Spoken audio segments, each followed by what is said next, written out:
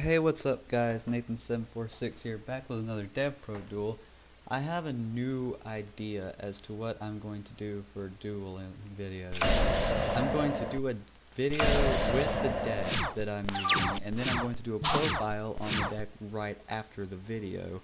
Therefore, I'm hitting them both at the same time, because I know a lot of people really want to see, they want to see how it works, and then they want to play it, or see how to play it and whatnot. So today we're playing Hazy Flames. Now normally you would not have to sacrifice like that. That's just because I have nothing else. But yeah. So I'm going to send these two to the grave, and I am going to play a Sphinx and a Hippogriff, because Paraton is amazing in this deck. Let's see what happens. Now since I have fires everywhere, I can just special summon this guy in defense mode. Now, let's activate Sphinx's effect, which I'll go over more. Oh, I can't. Oh, well. Let's go ahead and make Basil's, which is the boss of the board. Now, I could have just banished that, then inflicted damage. That's a Crystal Beast. So we're playing against Crystal Beasts, apparently. So, and we're against Champion Sad, by the way, whoever this is. And he's got his field spell, which I'm not too concerned about. All I gotta do is banish, it's fine. But, so far it looks like he's going to just end his turn with a set monster. And not much is going on, let's see. One, this card cannot be destroyed by card effects. Okay, that's fine. How many do I have in here? Darn it. Stop it. There we go. Alright. Activate. I'm going to special summon him by banishing this guy and this guy in my grave, because I no longer need him. Then I'm going to normal summon Paraton by sacrificing Blast. Thus, I'm going to then use Paraton's effect, which is just going to be too much field advantage for me. I think I'll go ahead and play another one of these and another one of these. So you in attack mode and you in attack mode. And then I'll activate her effect again. Say monsters again. Oh yeah, and we got it, guys. Alright. And I think I will bring back a Hippogriff. And now this might be game. Let's find out for sure. I'm going to banish his face down monster, and then attack for 19, 2000, 21. Yeah, this is game, guys. Wow, that went by really quickly. Alright, yeah, so that's Hazy Flames right there in a nutshell. That Crystal Beast player, I sadly have to say, he never really did get off on his moves and whatnot. I'm sure it would have been a great duel, though. It's just I played this too fast. But, alright. Now that we've played a duel, you've seen a little bit of how the Hazy Flames work against at least Crystal Beast. I'm going to now take you over to the deck, and we can do a deck profile, so let's check that out.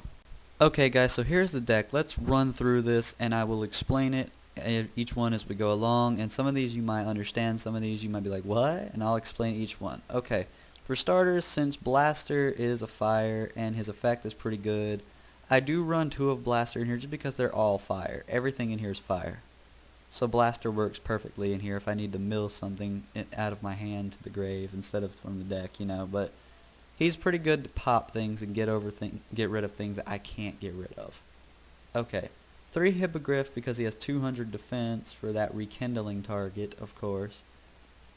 And he's a 21 beater too, so he's pretty good. 3 Cerberus because you need 3 Cerberus. This is the search engine part of the deck. When he's destroyed by any means and sent to the grave, and once that you do that, you can add a Hazy card from your deck to your hand. I got all tongue-tied there. So when he's destroyed, you can add 1 Hazy card from your deck to your hand. So he's pretty good. Well, actually, he's very good for this. Okay.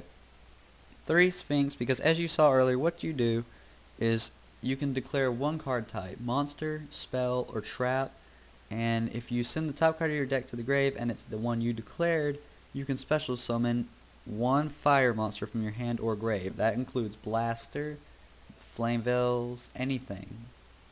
So yeah, alright, Paraton is like the rescue rabbit of this whole deck, from going back to the old rescue rabbit wind-up era. Hazy Flame Paraton is amazing. You can tribute him and one fire monster in your hand. You special summon any 2 Hazy Flames from your deck to the field, which is what I did quite coherently in that duel. If you want to go back and look, if you didn't notice it at that point. He's a really good card. He's what makes this deck go fast, and it's really fun to play him. Alright, 2 Griffins. Now Griffin's kind of like the Cyber Dragon, but I only play 2 because I don't think it needs 3. I play 2 Griffins because they just, like, you know, special summon. There's no other real particular reason. And it can help me get more materials for Basil Trice, which we will get to, or help me make a rank 6 really fast. Alright, 2 Fire Dog and 2 Magician from Flame Veils. Okay, Fire Dog just lets you special summon anything with 200 or less defense, meaning this entire top row except for Blaster and the 2 Sphinx up here can be played. So all 6 of these, any of these 2, both of these 2 guys can be played, and there's like 6 altogether, so that's a lot of targets. And also there's these 2 guys, and that goes into synchro plays, which is why I play 2 of these. I never like to draw this guy. I like to draw him and attack and special summon him, which I thought about even making 3 of these in one, but I like it evened out right now, just until I play it more and understand it more. And yeah, 2 Magician just for the purpose of synchroing with this guy to make a synchro level 8. Alright, moving on to spells. 1 Dark Hole, because I run Dark Hole everywhere. Dark Hole is my spell card choice. 2 Rekindling. I don't run 3 because, I mean, I'm trying to get myself ready mainly for the fact of if the next ban list comes and everybody's talking about it, and since Fire's, it's not doing great, but it's doing good, they might hit Rekindling at some point and put it down somewhere below 3. And I'm trying it at 2 right now. 1 would actually be okay too, because I don't use it too often. The only time I ever use it is if the play doesn't work and I have it in my hand. But anyway, next, 3 MST, you know, that back row is very menacing. 1 Book of Moon just to flip something I can't get over into defense if it has less defense than attack, so I can just crash into it, which is really good. 3 Hazy Pillar. Now Hazy Pillar is the spell card, it's kind of like a field spell, but it's continuous instead of field. And it lets you summon any Hazy Flame for 1 less tribute. So you can normal summon these like these level 4s without a tribute. And it just helps you get up really good plays. You can just normal summon Paraton at that point without the tribute like I did. 1 Mirror Force for traps, moving on to traps by the way. 1 Mirror Force just because Mirror Force is Mirror Force. 1 Torrential just because Torrential is Torrential. Now here's an interesting one. 2 Magic Cylinder. I play this because even though it's been talked about so much, nobody sees this coming. Nobody thinks about it. I've won quite a few duels with this deck just because of this. I didn't even have to attack myself. They just attack into me and I just activate Magic Cylinder and that's game. It's a trolly way, but it's very, very unexpected and very good in my opinion. That's just my opinion. Of course, anyone else has their own, that's fine, but that's just my opinion. Alright, 2 Deep Prison just for something I can't get over and I have nothing to get over it at that time from here or there, either place. They attack, I can get it banished, and it's fine. Compulse mainly just in case they still play this guy or something I can't get over, period, and I have nothing else. I can just send it back and say nope, and that's that. Alright, 2 Fiendish Chain, just because Fiendish Chain is really awesome this format. Like, they play their big monster and they want to use its effect, I'm like nope. And plus it can't attack either, it's a really good card. Alright, and 1 Solemn Warning to top off the traps just because Solemn is Solemn. Solemn's an amazing trap card. It can negate something for just 2,000 points. As long as you don't go down to less than 2,000 really quick, it's a really good card to save your butt. Alright, as for Synchros, XZs, the extra deck in other words, 1 Crimson Blader, Scrap Dragon, and Stardust for the level 8 Synchros to make with, of course, Fire Dog, Magician. Crimson Blader just for stuff like if someone ever plays Mermels, and then Dragon Rulers, you know, stuff like that. Synchro spam decks, or big high-level spam decks, or Monarchs even. Alright, Scraps just because that's the generic level 8 that everyone plays because you can pop a card for a card. You can pop something you don't need, and you can even pop himself, and he's really good all out, just period. Alright, Stardust, because Stardust is Stardust. Stardust Dragon's amazing. They activate like Dark Hole to blow up everything on your field while you have him out. You're just like, nope. Banish him, and he comes back at the end of the turn. I think it's banish. No, it just goes to the grave. Okay, it goes to the grave, yeah. Alright, just one Draco Sack and one Big Eye. I don't even like running them. I just needed something to run. I don't ever make them, but I've never made them since I made this deck. Because the only way I can make them is get both of these out, and I never do that, really. So I might just take these two out, but there's always the chance I could make it. That keeps me to keep playing it. And plus, this is getting a reprint, so I might be interested. And there's a rumor that maybe Draco Sack could be getting a reprint as well, because it's very popular and it's still very expensive. I heard Priestess got a reprint as well, but who knows? I'll have to look into that more. Number 25, Force Focus, just because he really helps out against level 5 or higher effect monsters on my opponent's field. I can negate their effect, and it really helps out. Like when they summon a monarch for like frog monarchs, they summon Caius, they go effect, and you're like, nope, detach, target his monster, because you can do it on either turn. You negate his effect, and then his effect's gone, no banish, nothing happens. At least that's how it's worked out for me. Moving on, 2 Photon Strike Bouncers, because again, Photon Strike Bouncer pretty much in a nutshell does the same thing as Force Focus, only he works on everything. On the field, period, though. Just on the field.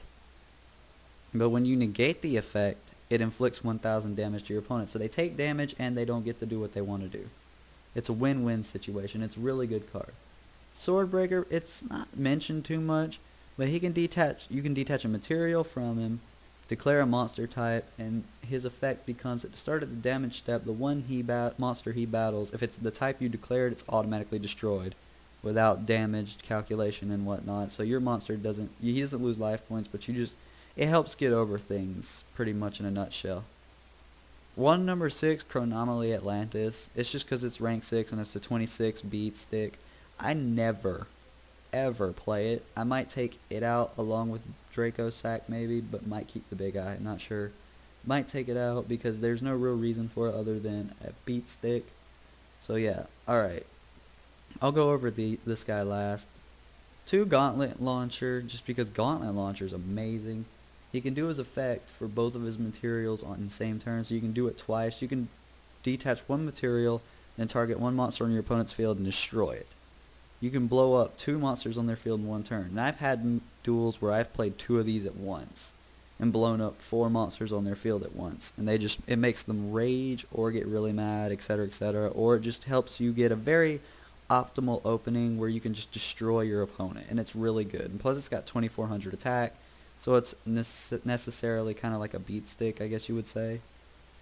And finally, Hazy Flame Basiltrice, Ultra Mega Flame Chicken, as I like to call him. His effect, generally, he takes at least 2 to play, 2 level 6s. He's the Hazy Flames mascot. But his effect, in general, is you can detach one material to target one monster your opponent has on the field or in their grave and banish it. And he gains effects along with that one based on the number of materials. So if he has 3 or more, not only can he banish, but he also gains 200, let me switch over here, 200 attack and defense for each XYZ material. If he has 4 or more, this card cannot be targeted by your opponent's card effects. He still gains the 200, I think I said 300, I'm sorry, but the 200 attack and defense as well, and he can still banish. If he has 5, he cannot be destroyed either by card effects. So if he has 5 materials, all 5 of them, which is what you aim for to do, this card cannot be destroyed by card effects. He cannot be targeted by card effects. He gains 200 attack and defense for each material, and he can banish if you end up wanting to detach a material. So in a nutshell, if you have 5 materials, you don't really use the banish part unless you have to. And the whole purpose of him at that point is he's just your 35 big beat stick chicken that you set on, and they can't get over it too often, and it's really good. But yeah, that's my Hazy Flame deck profile. Let me know what you guys think. And leave a like if you enjoyed. Likes always help out for me. It's always good to get a like. And subscribe if you're interested in the deck, guys, and if you're interested to see more, just subscribe and you should be seeing more from time to time. I'm not sure how frequently because it all depends on how my internet works and how things are going on the computer and whatnot. But I'll see you guys next time anyway. So until next time, this is Nathan746. Later, guys.